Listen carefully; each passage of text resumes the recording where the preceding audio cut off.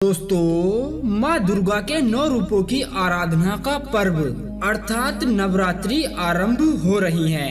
नवरात्रि में माँ दुर्गा की कृपा प्राप्त करने अथवा उनका आशीर्वाद प्राप्त करने के लिए माता की विशेष पूजा की जाती है और उनका व्रत भी किया जाता है।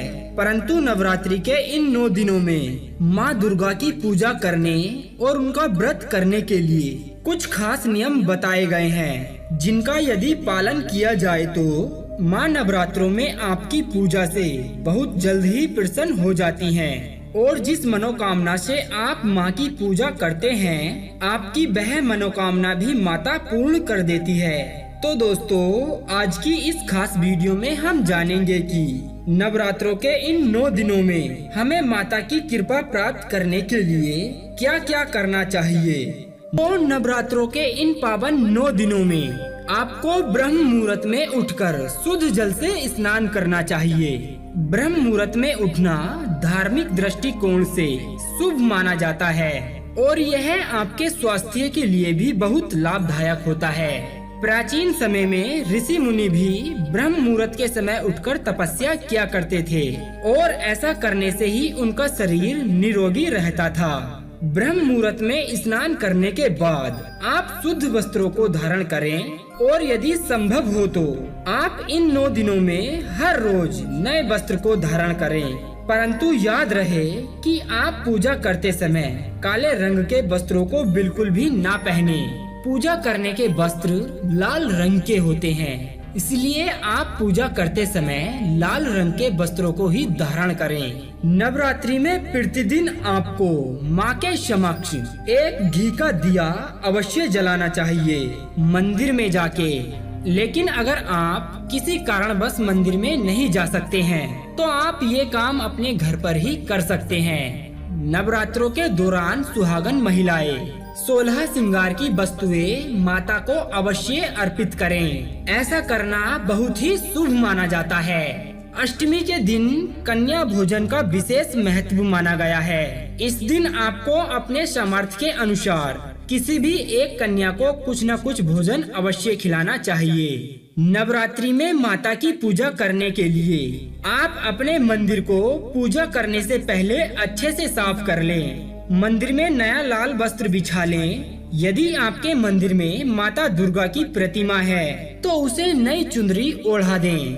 यदि अगर आपका मंदिर छोटा है तो आप अपने घर के किसी शुद्ध स्थान पर एक चौकी रख लें और उस पर लाल रंग का कपड़ा बिछा दें। बाद में उस पर माता की प्रतिमा को रख दें और माँ की पूजा करें। ध्यान रहे कि आप अपना मंदिर कभी भी अपने बेडरूम में नहीं बनाएं। प्रथम नवरात्रि पर आप अपने मंदिर में माँ के समक्ष कलश की स्थापना करें। नवरात्रि में कलश की स्थापना करना अति शुभ माना गया है। धार्मिक शास्त्रों के अनुसार कलश को सुख, समृद्धि, ऐश्वर्य और आरोग्य का प्रतीक माना गया है। ऐसी मान्यता है कि कलश के मुख में भगवान विष्णु, गले में रुद्र, उसके मूंड में ब्रह्मा और उसके मध्य में देवी का वास होता है। दोस्तों, ऐसी मान्यता है कि नवरात्रि में कलश की स्थापना करने से घर की नकारात्मक ऊर्जा का नाश होता है और घर में सकारात्मक शक्ति का प्रवेश होता है। परंतु यदि किसी कारणवश आप अपने घर में कलश की स्थापना नहीं कर सकते तो आप ज्यादा परेशान ना हो। आप केवल सच्चे तन मन से माँ की पूजा करें, अर्चना करें, क्योंकि माँ तो केवल आपकी भावनाओं की भूखी है। कलश स्थापना करने के बाद आप अपने घर में 9 दिनों तक अखंड ज्योत जलाएं। यह अखंड ज्योत आप शुद्ध घी या तिल के तेल से जला सकते हैं। जिस घर में माँ भगवती की यह अखंड ज्योत जलाई जाती है, उस घर पर माँ की सदा कृपा बनी रहती है। उस घर में कभी कोई अनहोनी नहीं होती है। अखंड ज्योत जलाना स्वास्थ्य के लिए भी बहुत अच्छा माना जाता है, क्योंकि घी और कपूर की महक से इंसान की सांस और नर्वस सिस्टम दोनों सही रहते हैं। परंतु ध्यान रहे कि माँ की यह अखंड ज्योत नवरात्रि के 9 दिनों तक बुझनी नहीं चाहिए। यदि आप अपने घर में नवरात्रि में कलश स्थापना और माँ की अखंड ज्योत जला रही हैं, तो ऐसे में आप अपने घर को छोड़कर कहीं बाहर नहीं जाएं। नवरात्रि के समय कुछ चीजों को खरीदकर आप अपने घर में अवश्य लाएं। यह बहुत ही शुभ माना जाता है, जैसे कि चांदी का सिक्का या सोने का सिक्का।